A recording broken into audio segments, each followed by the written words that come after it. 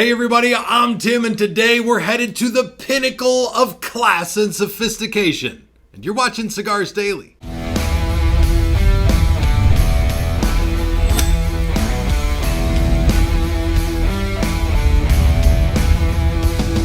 Get more out of this in all our videos when you join the community on Cigars Daily Plus. The cigar world is truly, at its core, made up of people who love premium cigars and the blends and artistry that comes with them. They're the kind of people who keep a desktop humidor, and inside that desktop humidor, they keep some of them good cigars they love. And hell, those are definitely going to be cigars they can afford. But also, premium cigars are part of a luxury lifestyle, and for that reason, sometimes you see some ganga stuff come out. I mean, like A-class pinnacle, like expensive as the nines, the type of thing you would expect to see, quite frankly, if you went on a rich person's yacht. And today, that is what we are looking at. Dyed-in-the-wool cigar lovers will no doubt be familiar with the name My Father Cigars, which is one of the industry's heritage brands. This is a brand that started out years and years ago as boutique, rose their way through the ranks, and now is established. When connoisseurs walk into a cigar shop, they'd more or less expect to see My Father Cigars sitting somewhere on the shelf. And as a guy who sits and lives in this industry and in this world, I'm familiar with this. I know My Father Cigars is a brand that makes cigars for sort of the everyday aficionado, and they don't spare any expense when they do it. They make some incredibly popular cigars. One that My Father fans are more than aware of is the Don Pepin Garcia Original, the cigar that I'm holding right now, which is an incredibly balanced cigar with a brilliant blend of Nicaraguan leaf.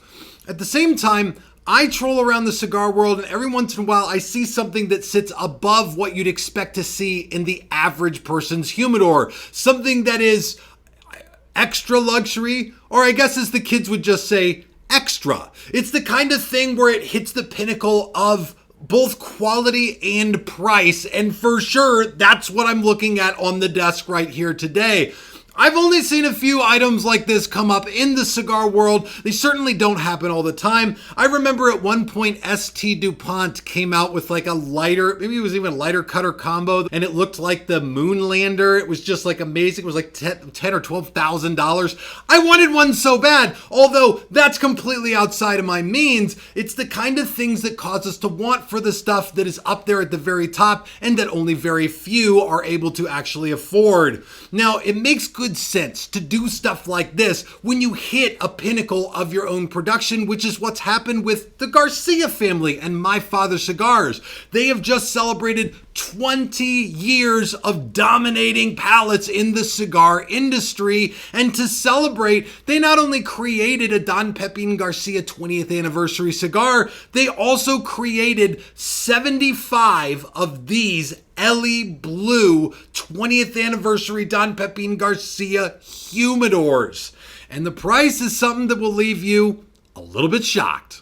You see, I've talked a lot about humidors on this channel, how to set them up, how to arrange cigars inside of them, and usually I knock the wooden desktop humidors for being, well, trash. Most of them are particle board with Spanish cedar veneer on the inside. I've even shattered a few of them apart in my videos to show you guys the quality and construction. And that is true for the most part of desktop humidors, at least until you get to a designer brand name of humidor like Ellie Blue. If you want to talk about desktop humidors that spare no expense on creating a humidor that not only does a good job, but does it with no expense spared to create the perfect opulent experience, Ellie Blue is the brand to do it. Not only do they use quality materials like real hard woods, they also have things like Sycamore inlays in the lid and real Spanish cedar on the inside, not just cheap thin veneer. It's really something to behold. In fact, Ellie Blue makes humidors very much the way they did more than 100 years ago. They're even preserving the process by which they make these things. And so here you have it. Why My Father and the Garcia family went to Ellie Blue to craft their 20th anniversary humidor. Now, like I said before, they only made 75 of these things. The big question is, what could an aficionado possibly stand to gain from a humidor where only 75 are made? And I'm sure the price is absolutely staggering. You see, when I opened this thing up, and I'll tell you guys, I did get one of these. This is not it, because like a smart collector, I keep mine in the original packaging. I'm very grateful that this was loaned to me to make this video, and is the reason there's only 4 cigars inside of it. But the interior of this humidor is not only lined with Spanish cedar, made of Spanish cedar, comes with a solid Spanish cedar shelf inside with little tiny carrying tray things. Oh, they're adorable. The thing is inlaid with 20th anniversary, and this is something I've never said before, an actual quality analog hygrometer.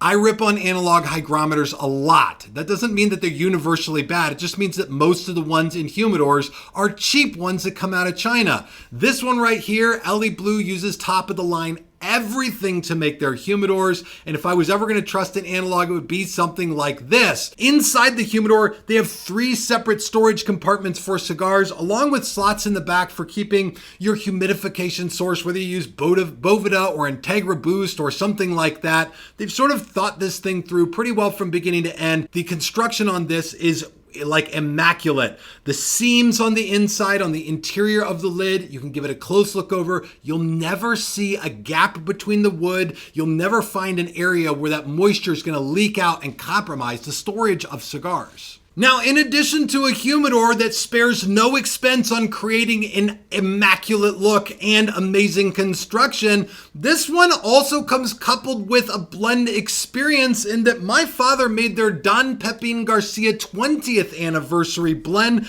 both in a Connecticut and in a Corojo. This one comes preloaded with 50 of each, which again, as one might imagine, is going to take the value of this thing and start to jack it up more and more and more. We'll be getting to that in just a minute because we're already climbing with the value of this thing somewhere north of the stratosphere. But this is my father's cigar that they say they want to put on shelves for around $100 per blend, which is just absolutely colossally high for a premium cigar in America. The average cigar price still under $20 in the USA, and so they've spared no expense in making an elite cigar, and the blends on these are something to behold all themselves. The darker of these 2 blends uses a Corojo 99 wrapper, underneath that a Corojo 2006 binder, and fillers selected from the Garcia Family Farms catalog of leaf. Truly the top tier of what the Garcia family has to offer anyone,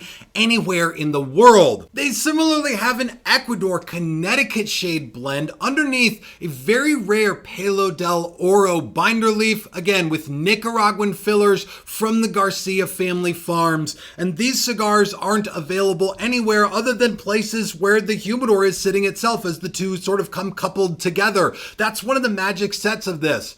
You see, I've asked this question a lot on this channel. Is it possible for a cigar's experience to give $100 worth of value, for one cigar to be worth $100? And I've often said it would be difficult for me to justify that.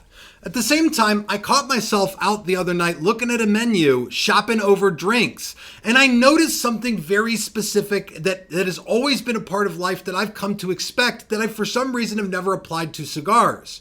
If I go sit down at a nice restaurant and I want a nice glass of Macallan, I know what I'm going to pay for a glass of Macallan, and I know that the 12-year Macallan is going to be more than that, and that the 18-year Macallan is going to be a lot more than that. Some cases, it's 5-6 times the price of your 12-year, even the standard stuff. But when it comes to the quality and experience that you get between these, the 18-year isn't always 5, 6, 7, 8 times better than the original. What it carries is typically that top level of refinement.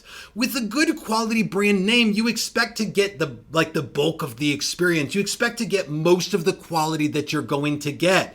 In most disciplines, when you look at what the top tier has to offer, you get that top 10 to 20% extra level of extreme refinement, smoothness, any lack of any kind of imperfection or distraction from an excellent experience. And certainly that is the way it plays out from a lot of different things that I've seen in almost anything that you would enjoy as a hobby. And I think that's the mindset with a lot of cigar makers today. And I'm not saying that's all of them, and that just because somebody has created a cigar that's now a C note, that it's going to be worth that. But certainly when it comes to the Garcia family, I've come to respect and trust and know that they put their money where their mouth is in terms of quality. When I see a cigar that they've put extra attention and detail into, I notice that it has that extra level of refinement and quality, that lack of imperfection. And I certainly have no intention of ever trying to convince any aficionado that, oh, a cigar's worth $100, don't worry about it.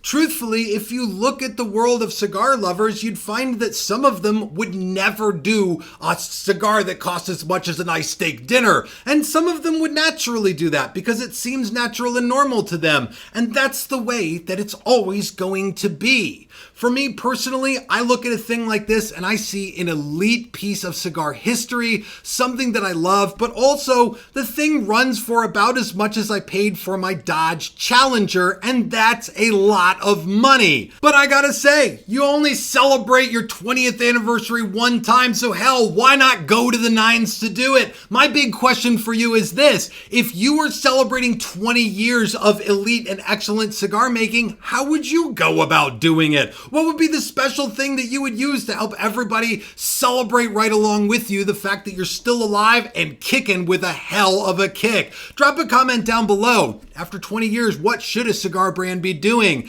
And also, I want to encourage you to check this out on the community on Cigars Daily Plus. And thank you all so much for watching. This is Tim, signing off for Cigars Daily, and I will see you in the comments.